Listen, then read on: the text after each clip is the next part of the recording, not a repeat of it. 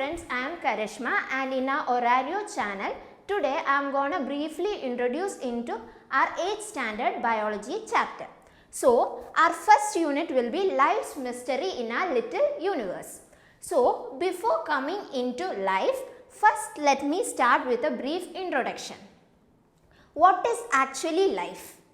Anything that moves, that respires or has some kind of exchange happening within itself and some kind of biological process happening within itself can be called as life. So, it can be plants, animals or maybe even microscopic organisms. All of this can be called as life. So, first of all, let me ask you something. Where do you live? Obviously, we all live in our houses. So, what are our houses made up of? Let me say some of bricks, some of stones, etc. So, what can be called of these bricks and these stones? It is the basic foundation or the basic building unit of a home. So, coming towards our introduction, beforehand itself we have observed the cells or rather plant cells. So, today we are going into a deeper picture of these cells. So, what are actually cells? So, when you see me, you can see myself like I am moving, I have emotions, I breathe and I am showing some kind of motion. So, obviously I am living. But when it comes to plant, it does not show any kind of motion. It is basically stable and constant, but still we can call them to be alive. So, now coming into the deeper picture, let us first observe a plant cell. Before that, let us do a small experiment on how we are gonna observe a plant cell slide. So, we are gonna see about plant cell slide preparation. So, first we are gonna take a plant piece or a small section of a plant leaf in a petri dish filled with water. So, again, why we are taking a petri dish? Because it should not be dehydrated, the plant cell. Second, we are gonna transfer this plant leaf section, cut it into small pieces and transfer it into a watch glass filled with water. From this watch glass, again we are going to use a brush and transfer it into another watch glass filled with stain. The transferring is done using a small brush. Again, in the fourth step, we are lifting this plant cell or a minute section of a plant leaf into a watch glass filled with water. And why we are using water? Because to just wash off the excess stain. Now, from this watch glass, we are shifting it into a glass slide with 1 drop of glycerin, just so that again the plant cell won't get dehydrated. Okay, now we are going to place a cover slip. Now, while placing the cover slip, how we will be placing it? We'll be using a small needle so that the air bubbles won't get in between and it won't blur our cell image. Now, we will just wipe out the excess water using a paper piece. Okay, so these are the steps of a plant cell slide preparation. Now, how are we gonna image our plant cell? For that, we are using a compound microscope.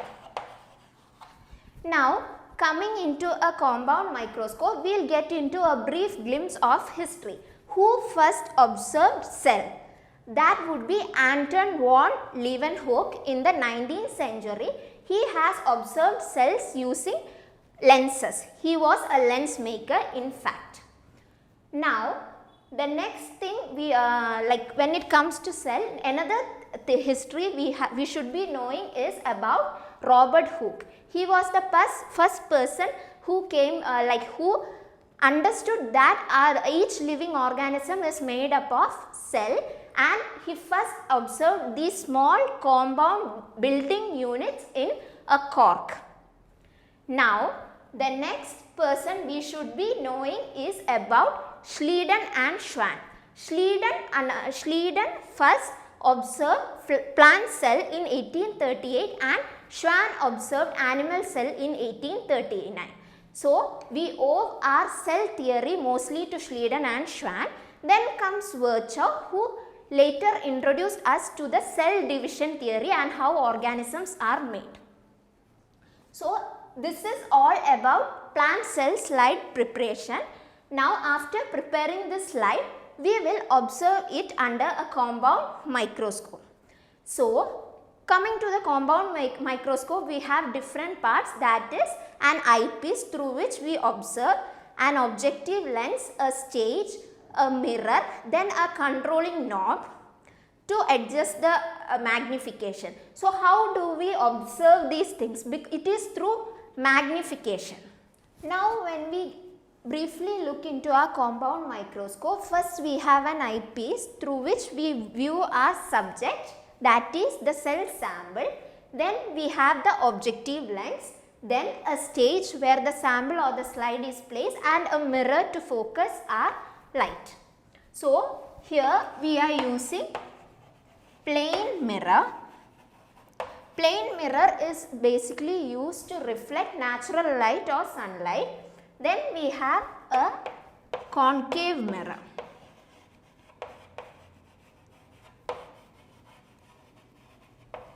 Concave mirror is basically used to reflect the artificial light. This is how the imaging process happens for a cell sample. Now, what is meant by magnification? It is the degree in which an image is enhanced so that it can be viewable.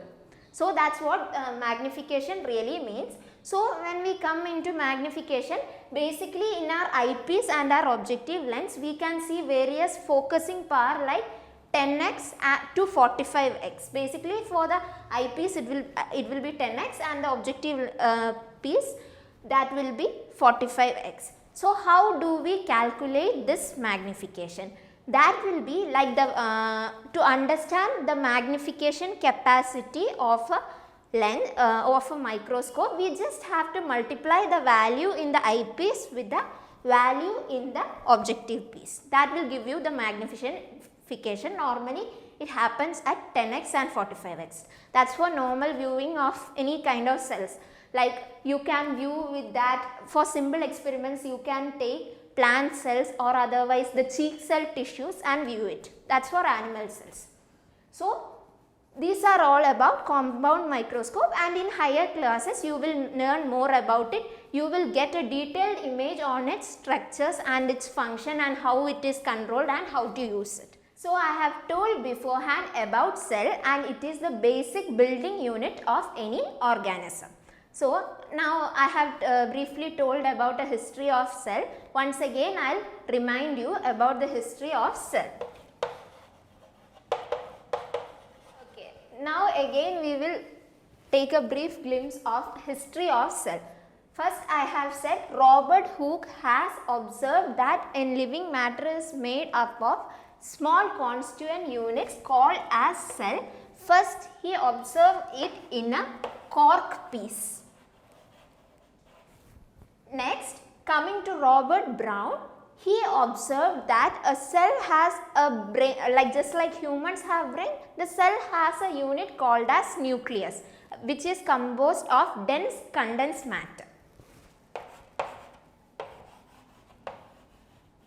Nucleus or nuclei. Nuclei is the plural of nucleus. Now, this was observed in 1831. Again, we will come into Schleiden. He first observed plant cell.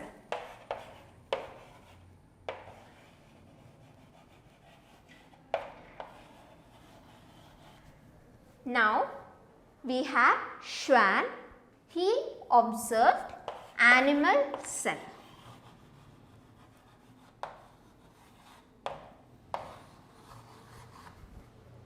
Last, we have Virchow. He has he has given us an image on how cell multiplies or the cell division process.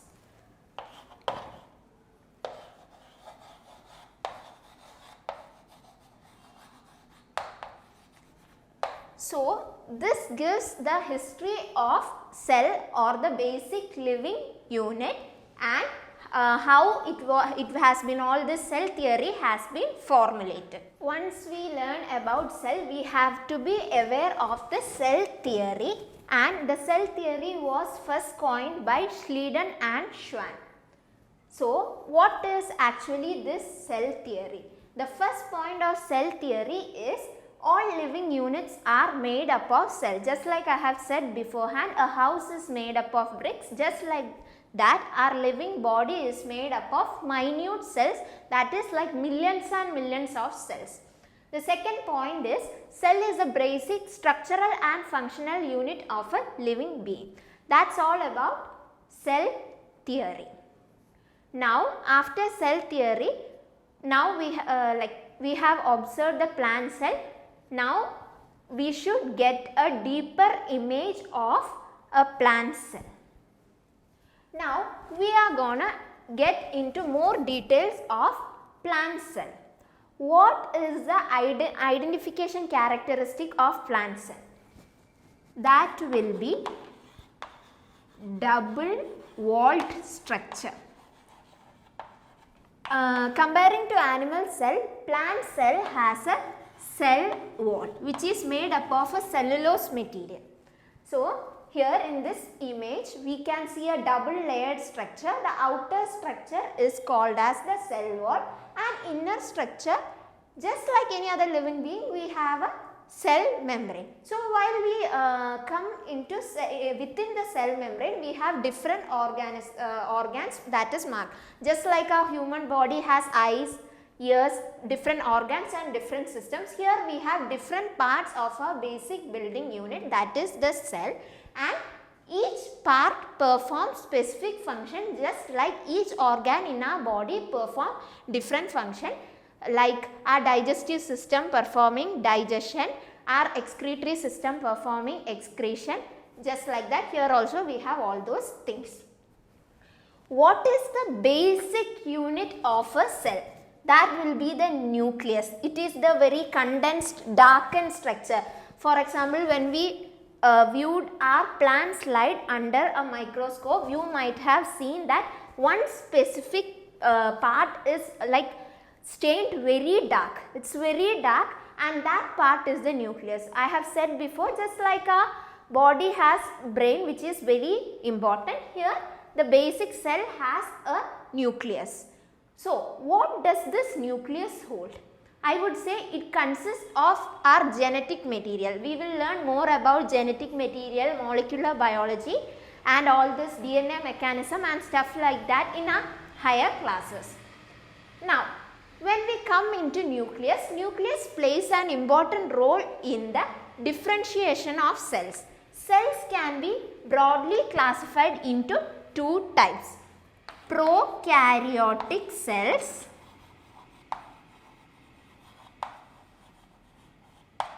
and eukaryotic cells. What is a prokaryotic cell? During our evolution period, I would say both of these play an important role in classifying organisms. So, prokaryotic means, here I have said a cell is both a plant and animal cell are covered by a membrane. Prokaryotic cell does not have membrane for the nucleus, which is an important part of a cell, whereas eukaryotic cell have membrane bound nucleus. Membrane bound nucleus. And also membrane bound organelles. When it comes to prokaryotic cell, we just have some dense matter, that is the genetic matter there, but in eukaryotic it is covered by a membrane. Like for your house will have a boundary, right? Just like that, this space, this nucleus also has a boundary. So, this is the outermost layer is the cell wall. Adjacent to cell wall, we have a cell membrane.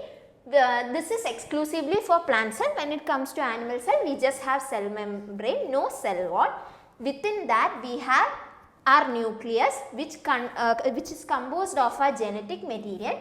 Now, all these organelles, like our body has blood, within that all the organs are placed. Just like that, the cell has a cytoplasm. Cytoplasm is like a jelly-like material, we can say, semi-fluid material. Here we have cytoplasm, and all our parts or organs of a cell are placed here. Now, coming to the basic parts or organs of a cell, let's start from my left hand side and I will go on. Here we have Golgi body or Golgi apparatus. So, what actually is a Golgi apparatus is like it is basically a packaging unit. It has small vesicles, just like that when we go to a market or somewhere, we get small packages of things. Here also small vesicles and it is a packaging and transferring unit. It packages things first of all. So, in our body we have different like secretions. We have sweat.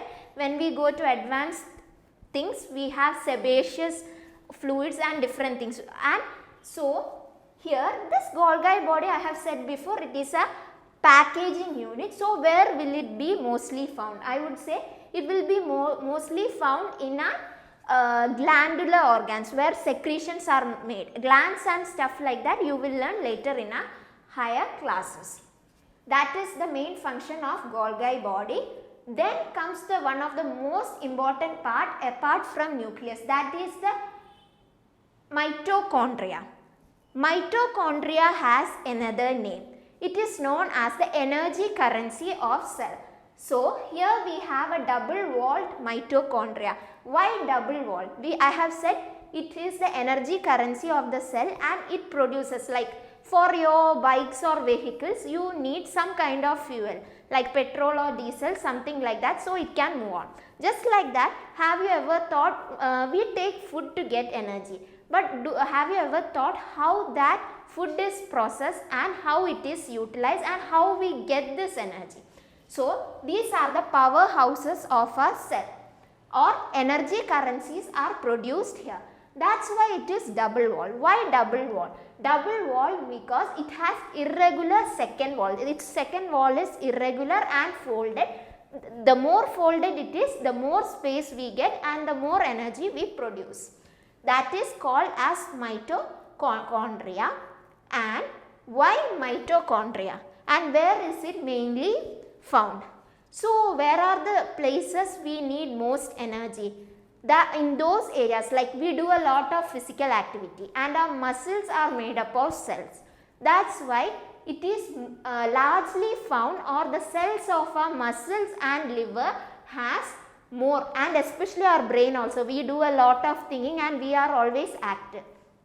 So, our muscles, brain and our liver need more of these energy currencies. All other part it is found, but in these spaces it is found in abundant. Now, the next thing we have is ribosome. These small dot-like structures, it can be called as ribosomes. This ribosome also, we can learn more about ribosome in our higher classes and its role in all these genetic material. But here, the symbol-free ribosome is proteinaceous in nature, or it is made up of basically protein. We have heard about protein and all those nutrients and stuff, and this ribosome is made up of protein, and it is not made up of protein, actually it makes protein, and these are here it is seen as free ribosome, and it can also be seen as another part here, that is the endoplasmic reticulum. Endoplasmic reticulum with attached ribosome can be called as rough endoplasmic reticulum. You can easily differentiate because with these ribosomes attached to this surface, it will look the surface will look very rough, and if the ribosomes are not attached, it is called as smooth endoplasmic reticulum. What is the main function of this? Here in Golgi apparatus, I have said it packages things. When it comes to endoplasmic reticulum, it transfers or conducts. Like when we come to practical example, like we have roads to like travel, or it provides a channel of transmission. Just like that, endoplasmic reticulum is a channel of transmission of substances between cells. So, it is also called as cytoskeleton. Why cytoskeleton? Because it provides us a shape to our cell. Just like our bones provide shape to our body, it also provides shape to our cell. Now, we have somewhat a plain looking a bag like or a pouch like stuff here. It is called as vacuole. The boundary of vacuole is made up of tonoplast. The vacuole is basically, its function is simple.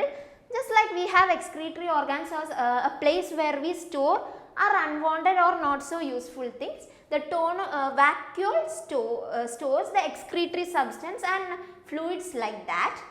Now, another thing that differentiates plant cell from animal cell is the presence of chloroplast.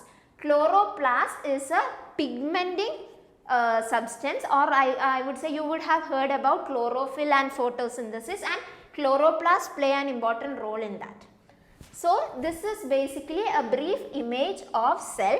Another difference you can see, or another thing that can confuse you, is the term protoplasm and cytoplasm. Actually, the difference is quite simple. Cytoplasm, I have told, is the semi-fluid substance in which all these parts of a cell are present, and this what makes protoplasm and cytoplasm different is that cytoplasm is that part of cell excluding the nucleus.